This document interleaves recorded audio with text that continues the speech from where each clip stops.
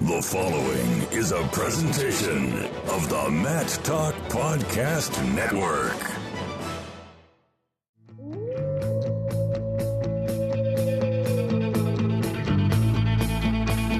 The mind of Pat Popolizio is a wondrous thing. And for you Pack wrestling fans, you'll get to go inside the mind of the Skip each and every episode here on the Pack Mentality Pop-Ins podcast.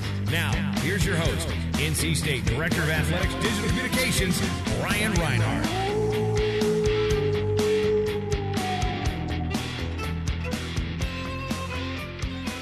Welcome back, wrestling fans, to a brand new episode of the Pack Mentality Pop-Ins podcast, the offseason edition. I'm your host, NC State Director of Athletics Digital Communications, Brian Reinhardt. And normally I have Wolfpack head coach Pat Popolizio right here to talk all things NC State wrestling. But the Skip is on the road as of this recording. He's out in Iowa City as he watched Nick Wisdowski wrestle for the U.S. at the 2018 Freestyle World Cup. So I dove into my contact list once again and brought into the studio former NC State All-American Tommy Gantt to talk about his post-NC State wrestling career, which included a huge international tournament win. Tommy, thanks for stepping up to the plate and being our guest this week. Oh, no problem. I'm glad to be here. And I guess first we got to start something I never settled with you during your career. Do you prefer Tommy or Thomas? Tommy's fine. So we'll go with Tommy. Now, again, I've asked you before, but I have no idea. How do you say your hometown? It's called Cahokia, Illinois. Yeah, I know people get that mixed up a lot, but it's a little tricky, but that's what it is. So you came from Illinois. High school, you were state runner-up, third as a junior. You had over 120 wins. What drew you to NC State, and just how different is Raleigh from where you grew up? I would say mostly the environment. Like, it's a real good environment down here. It's a great place to be. You're about a couple hours from the mountains as well as the beach, and just a bunch of great people, man. That Southern hospitality. I was walking around when I was on campus, and everyone was just happy, and they were speaking to you and whatever, and I wasn't so used to that. So I was like, man, this just feel like this is the place I need to be. So are you truly Southern now that you've been here for, 6 or so years? I wouldn't say that, but I'll take the adopted route. I guess I'm. Now, you were recruited in your first season, coached by the previous coaching staff. NC State made that change after your freshman year and brought in Pat Popolizio. Mm-hmm. What were your first impressions of Pat, and how did he and the new staff change the culture of the program heading into your sophomore season?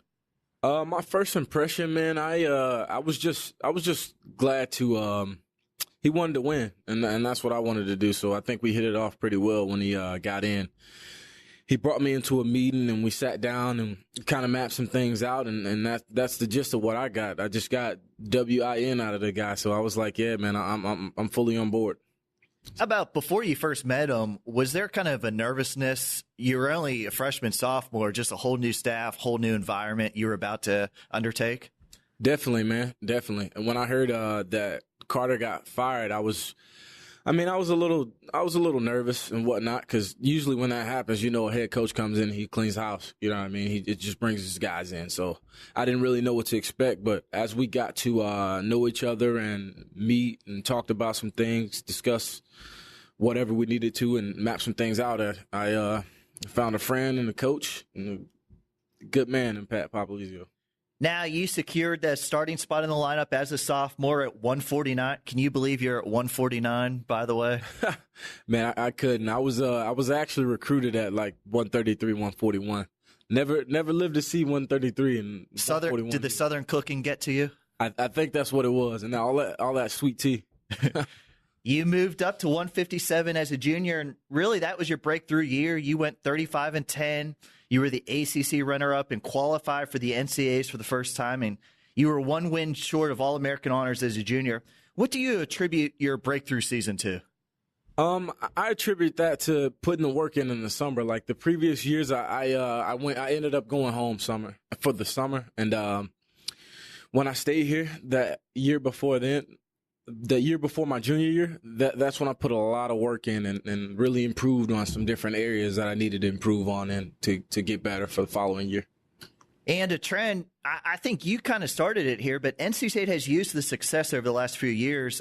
You took a redshirt season between your junior and senior campaigns, which it was a little odd for NC State, but you were kind of the first one, and a couple other guys have done that, but very successful for you. What went into that decision? How beneficial was it looking back? It was really Pat's idea. I wanted to go straight through, but he was like, "Nah, man, this is what we need to do." So I trusted the process, and I got an All-American honor out of it. But going back to redshirting in between your career, I think it really helped out that I kind of established that foundation that junior year, and I used that redshirt year to really hone in on my skills and like perfect my craft and focus on things that I really needed to focus on to get to that next level. I was going to say, that final campaign, you won an ACC title. You helped NC State win the ACC title. You guys were 23-1 on the season, including road wins at Oklahoma State and Iowa. And the Pac finished ranked number 2 nationally. You fought and earned. You got your All-American status. It was at Madison Square Garden. Just a great way to end your NC State career. It was your last go-around, but what do you remember, or what do you take away from that final season? I think the biggest takeaway from me for that final season was just the camaraderie of the team and just being around those guys and stepping out there on the mat and doing it for them every single time. So that was pretty much what I got out of that. And I mean, it was one of the best times of my life. We got to wrestle Iowa and Oklahoma State on the road and came up with 2 big wins. So it was just a really good season, man, and it really paid off and put things into perspective for me as an individual and for most of the guys on the team. Now, I always try to ask a recruiting kind of question, but when you first came here, you guys were in Reynolds Coliseum. You were kind of pushed in the corner. You had a little black drape, maybe about 20 fans. But you saw Reynolds this year, obviously, at a lot of our duels. How great has the transformation been for wrestling to get that facility? It's been fantastic, man. I remember those days, just like you mentioned, when we were over there in that corner, man. It was it's a little rough. We had about 200, maybe 100, 200 fans out there, and most of them were our parents. So it's been a great transition, man, and it just shows that just time and hard work being put into a program can make the program jump leaps and bounds, and I think that's what we've done. We started to make NC State be recognized as a wrestling school. We're going to dive into your post-NC State career. You did earn your degree in social work following that final season. What were your plans for post-college life kind of when you were going through that senior season? I always knew I wanted to stay here and train. I just didn't know how I would go about it exactly, but I ended up accepting a graduate assistant position, so I was able to train and pursue my master's in social work as well. I was going to say, when you first came to NC State, regional training centers were just starting to pop up around the country, and NC State did not start theirs until Pat and his staff came down here. As you were competing and wrapping up a career, what did you know about RTCs and just about post-college wrestling opportunities? I didn't know too much, actually. I had to talk with Pat and Obi and Adam about the RTC situation, but I knew colleges were starting to get them, but I didn't exactly know what they were. So with that being said, I just mapped some things out and talked to those guys, and we figured it out. You figured it out. Was it an easy decision to stay here in Raleigh? Were you just comfortable with his coaching staff and the environment? Is that why you chose to continue training here? Yeah, I think that's mostly what it was, man. And I had a few offers to go some other places, but I just felt like it was right to stay here. And I trust Pat, I trust Adam, Obi, all those guys, Donnie now too, Frank when he was here. So it was just a good situation, I felt like. So you are training full-time. Kind of take us into what is a day in the life for guys that work out at the Wolfpack's RTC? So basically, everybody's like kind of doing their own thing as far as strength and conditioning goes. But I personally, I work out either in the morning and then before or after. Actually, in the morning I'll lift, and then I'll practice in the evening. And sometimes I'll lift after I work out, just because I'm already warm and whatnot. But yeah, that's pretty much it. And then we travel and train sometimes, like we'll go up to a different RTC or something like that. And mostly we compete at these domestic tournaments like the Bill Farrell, Dave Schultz, and whatnot. But that's pretty much the schedule right there.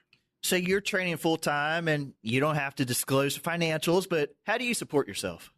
So basically, most guys in RTCs will get paid through like a monthly stipend or whatever, like from the club, which is like most clubs are like 501c3s, so they receive like charitable donations and they'll disperse them as needed. But I have kind of like a special situation, so I'm a graduate assistant. So basically, I get paid to go to school and train. So that's pretty much my deal.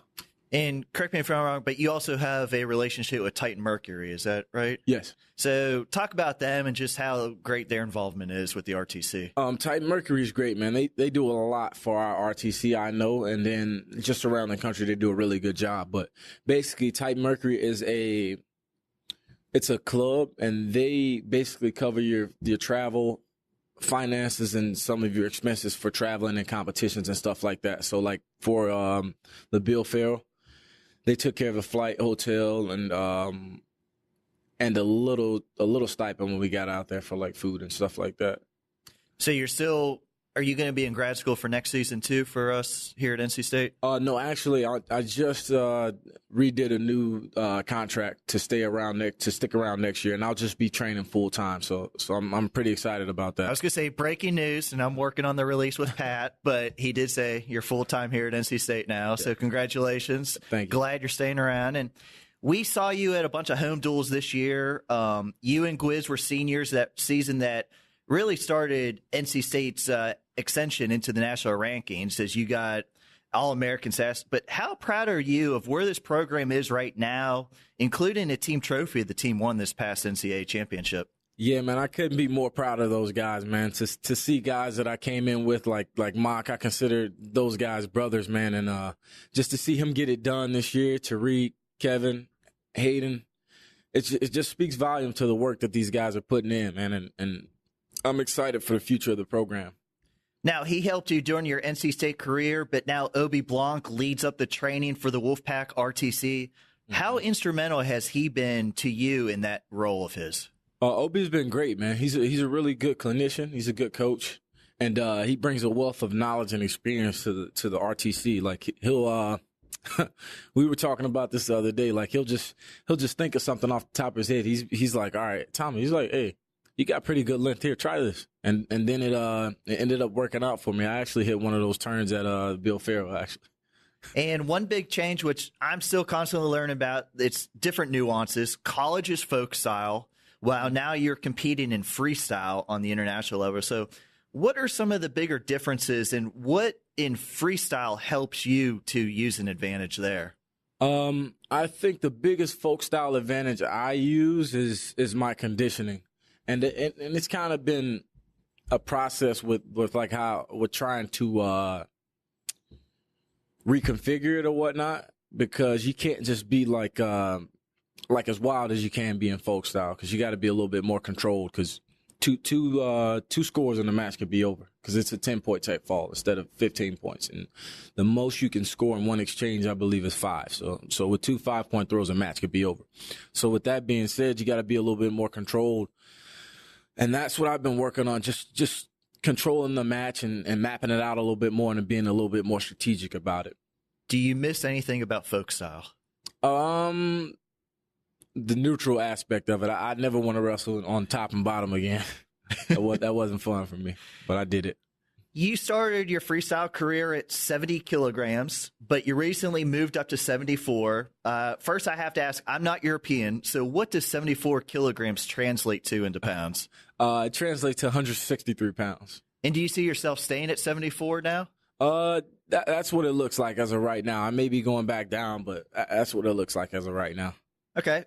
I got to ask, what went into changing weights? I know since you were wrestling here, you love to tweet out pictures of food. So I'm sure you like moving up some, but what decided to go up, move up a weight class of this last tournament? Ultimately, it was the new weight classification rule. So basically, last year and every other previous year that I've known of, there are what they call night before weigh-ins in freestyle. So what happens is you'll get into a tournament and say you fly in at 5 p.m., the weigh-in will be at like 7 or 8 for the following day. But now, recently, I think in October or November last year, they made it the day of weigh-in, just like folk style. So you'll weigh in at 9 o'clock and you'll compete at 11. So that was really big in my transition. So, because I know I'd struggle making 70 kilos the day of. So I was talking to Obi and Pat, and they were like, we just think it's best that you go up for right now. Was it a little bit different to go back to cutting weight for that weigh-in like you used to the morning of? Oh, it was extremely, and I had a rough time sleeping the night before that competition. So, but I think I'll get adjusted as we get further and further in the season. So last summer you qualified for the World Team Trials, and we'll get to this in a little bit, but you also qualified for this year's World Team Trials. But going back to last year, can you talk about that experience and just the high level of competition that's at that event? Yeah, man, it's crazy actually. Like I had a rough time out there. I wouldn't say I had a rough time, but I had a pretty difficult time transitioning into freestyle last year because I was getting caught like with all my collegiate and folk style tactics. And like I was just telling you, you got to change things up a little bit. And I think I did a better job of that this year. But the talent level is crazy. Like you got guys like James Green, Nazar, who's training out at Wisconsin. Guy from Boise State, I forget his name. Chamberlain. Mm-hmm. Yeah, you got all those guys, man. Those multiple national titles right there, and multiple All-American statuses. So you just got to be ready every time you step out there. And sort of like that junior season of yours, you recently had a breakout performance that many in the wrestling circles were talking about. Up in New York, you claimed the gold medal at the 2018 Bill Farrell International. Was that your first tournament win post-NC State? Actually, it was. I didn't realize that, but it was actually. And it was good to get that win. I mean, I think it really put things into perspective for me. And I mean, that's not the end. So we'll keep working, moving forward. I was going to say, you had a great comeback in the semifinals. You scored a tech fall in the finals to win. It was a great weekend. How does that just help you go to that next level? I think it helps me tremendously. Like I said, it's not like the Euregan or anything like that, but it's a good stepping stone. And I just feel like I wrestled to the best of my ability. Maybe not so much in the semifinals or the quarterfinals, but I felt really good in that final match. And that's where I got to start competing at, especially to compete with those high-level guys like Burroughs, Nazar, all those guys. You got to be competing like that every time. Now, the win qualified you for the World Team Trials. Is that your next event, or do you have a tournament before then? We've got something in the works, but other than that, if that falls through, it'll be the World Team Trials. So talk about that. How much are you looking forward to the World Team Trials? Last year you experienced it some, but now you're coming off with a little more confidence and just another year of training. I'm really looking forward to it, man. I can't wait to get out there and compete with all those guys, like I was just saying, and I just really want to test myself. I feel like in order to push yourself to be the best, you got to wrestle the best and compete against them and win. So I'm really excited to get out there and compete against those guys. Tommy, I want to thank you for stopping by and spending some time with us on the Pack Mentality Pop-Ins podcast. One of the great things about NC State wrestling fans is they love to keep up with all of our former guys and what they're doing now. So I know they all appreciate catching us up on your career, and I speak for them, wishing you good luck at those team trials. Yeah, man. Thanks. Go Pack. And I want to thank everybody for listening today. This is your Pack Mentality Pop-Ins podcast covering all things NC State wrestling. Until next time, Wolfpack wrestling fans, go Pack.